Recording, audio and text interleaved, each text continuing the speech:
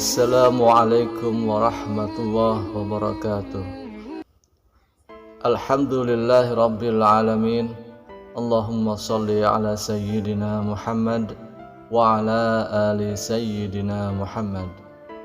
Semoga sahabat Kang Novel selalu diberikan kesehatan, umur panjang yang barokah, serta rezeki yang berlimpah, dan selalu dalam lindungan Allah Subhanahu wa ta'ala. Amin ya rabbal alamin. Sahabat Kang Novel yang dirahmati Allah Subhanahu wa ta'ala, Al-Adlu adalah sifat Allah yang artinya maha adil. Keadilan Allah Subhanahu wa ta'ala bersifat mutlak dan sempurna, tidak dipengaruhi oleh apapun dan oleh siapapun. Segala yang Allah ciptakan mempunyai kelebihan dan kekurangan. Itu semua sudah diperhitungkan dengan matang. Semua yang Allah ciptakan sesuai dengan kodrat dan jenis makhluk tersebut, baik manusia, hewan, malaikat, tumbuhan, dan jin sekalipun mempunyai kelebihan dan kekurangan. Setan dan sebagian jin yang ingkar kepada Allah Subhanahu wa ta'ala menjadi makhluk yang menyesatkan. Tipu daya mereka akan terus dilakukan dengan tujuan menjerumuskan manusia ke lembah kemaksiatan. Makhluk ini digambarkan memiliki kekuatan yang besar untuk menumbangkan keimanan seseorang. Dikisahkan bahwa setiap hari mereka mengirim pasukan untuk menggoda manusia agar berbuat kejahatan. Meski terlihat begitu kuat, namun hakikatnya setan dan tipu dayanya bersifat lemah. Hal ini disebutkan dalam Al-Quran dan hadis-hadis yang diriwayatkan Nabi Muhammad SAW.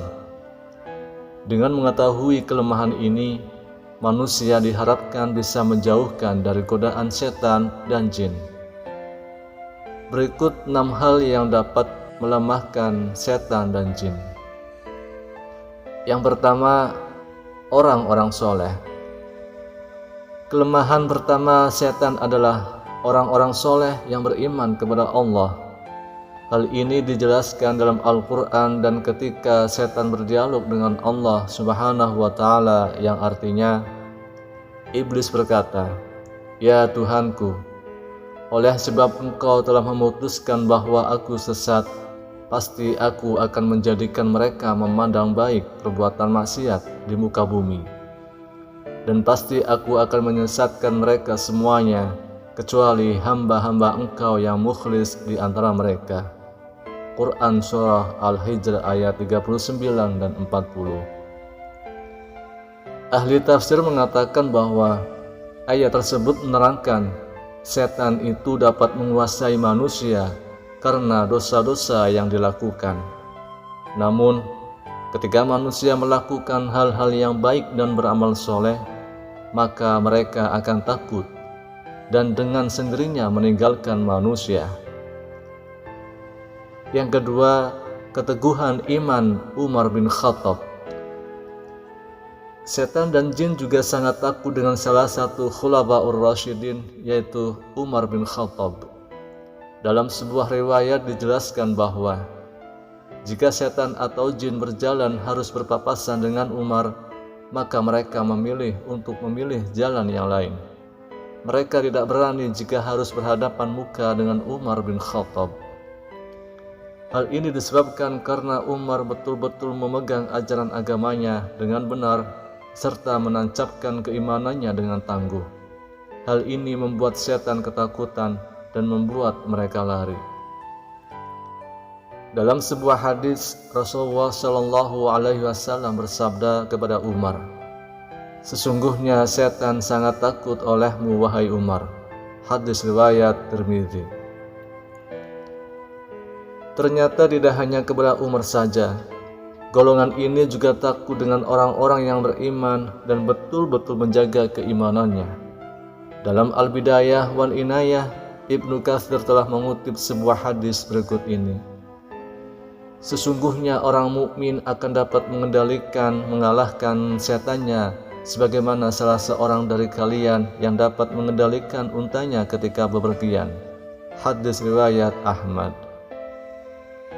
Bahkan jin kafir yang menyertai manusia bisa masuk Islam jika manusia yang diikuti memperteguh keimanannya.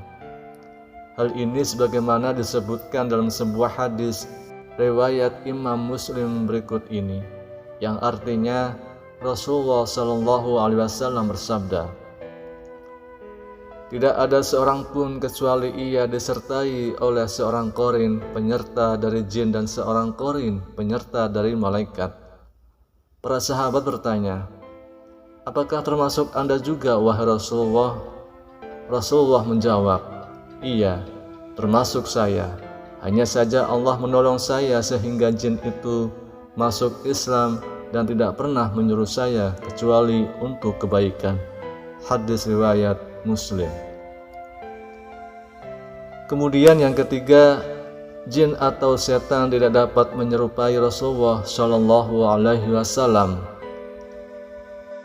Kelemahan setan dan jin lainnya adalah tidak dapat menyerupai rupa Rasulullah Shallallahu Alaihi Wasallam, sehingga jika seseorang bermimpi bertemu dengan Rasulullah Shallallahu Alaihi Wasallam dan memiliki ciri-ciri sesuai dengan literatur yang menggambarkan Nabi Allah ini, maka hal itu benar-benar Rasulullah. Dalam hadis sahih dikatakan, yang artinya Rasulullah Shallallahu Alaihi Wasallam bersabda, "Barang siapa yang bermimpi melihatku, maka dia sungguh telah melihatku, karena setan tidak dapat menyerupaiku." Hadis riwayat Muslim. Kemudian yang keempat, tidak bisa melewati batas langit.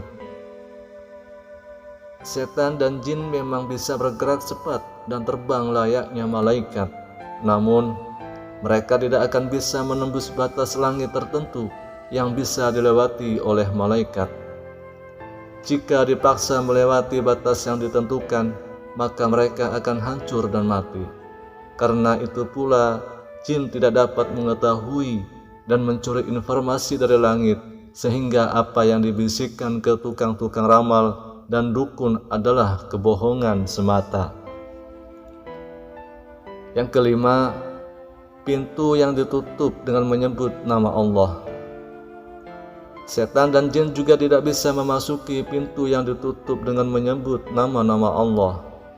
Dalam sebuah hadis, Rasulullah Shallallahu Alaihi Wasallam bersabda, yang artinya, "Tutuplah pintu-pintu dan sebutlah nama Allah ketika menutupnya, karena setan tidak akan membuka pintu yang sudah terkunci dengan menyebut nama Allah.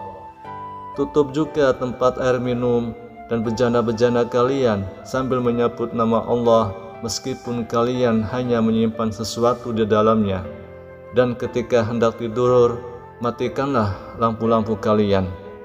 Hadis riwayat Muslim. Yang keenam adalah jin takluk kepada Nabi Sulaiman. Di antara mukjizat Nabi Sulaiman adalah dapat menaklukkan jin dan setan, sehingga semuanya dapat bekerja atas perintahnya. Hal ini sebagaimana ditegaskan dalam Al-Quran berikut ini, dalam Quran Surah Sad ayat 36 dan ayat 38. "Kemudian kami tunjukkan kepadanya angin yang berhembus dengan baik kemana saja yang dia kehendaki. Dan kami tunjukkan pula kepadanya setan-setan semuanya ahli bangunan penyelam, dan setan yang lain yang terikat dalam belenggu." Quran Surah Sad ayat 36-38. Mukjizat ini diberikan kepada Nabi Sulaiman sebagai pengabulan atas doanya yang mengatakan, "Dan berikanlah kepadaku kerajaan yang tidak diberikan kepada seseorang setelahku." Quran Surah Sad ayat 35. Doa Nabi Sulaiman ini menyebabkan Rasulullah tidak jadi untuk mengikat jin yang datang melemparkan anak panah ke muka beliau. Dalam sebuah hadis Muslim dikatakan, dari Abu Darda berkata, "Suatu hari Rasulullah Shallallahu Alaihi Wasallam bangun. Tiba-tiba kami mendengar Rasulullah mengatakan, 'Aku berlindung kepada Allah darimu.' Kemudian Rasulullah SAW berkata, Allah telah melaknatmu sebanyak 3 kali. Rasulullah lalu menghamparkan tangannya seolah-olah beliau sedang menerima sesuatu. Ketika Rasulullah selesai sholat, kami bertanya, "Wahai Rasulullah, kami mendengar Anda mengatakan sesuatu yang belum pernah kami dengar sebelumnya. Kami juga melihat Anda membukakan kedua tangan Anda." Rasulullah menjawab, "Barusan iblis musuh Allah datang membawa anak panah api untuk ditancapkan di muka saya.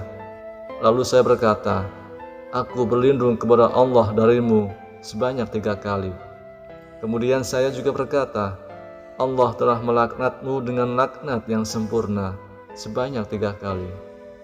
Kemudian saya bermaksud untuk mengambilnya.